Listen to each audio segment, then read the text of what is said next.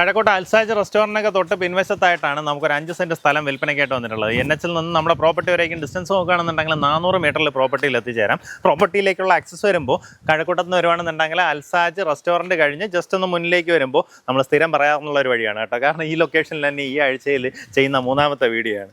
നമ്മുടെ ഒരു royal എൻഫീൽഡിൻ്റെ service centre കാണാം. അതിന് തൊട്ട് മുന്നേ ഇടത്തോട്ട് കാണുന്ന വഴി ഇങ്ങനെ നേരെ വന്ന് ഇറങ്ങുമ്പോഴത്തേക്കും നമുക്കൊരു NH പാരലായിട്ടുള്ള റോഡിൽ വന്ന് കയറും. അവിടെ നിന്ന് ഇടത്തോട്ടൊന്ന് തിരിഞ്ഞ് അപ്പം തന്നെ വീണ്ടും വലത്തോട്ട് തിരിയും. ആ റോഡാണ് ദേ കാണുന്നത്. അതിൽ നിന്ന് ജസ്റ്റ് ഒന്ന് കയറി വന്നു കഴിഞ്ഞാൽ നമ്മുടെ പ്രോപ്പർട്ടിയായി.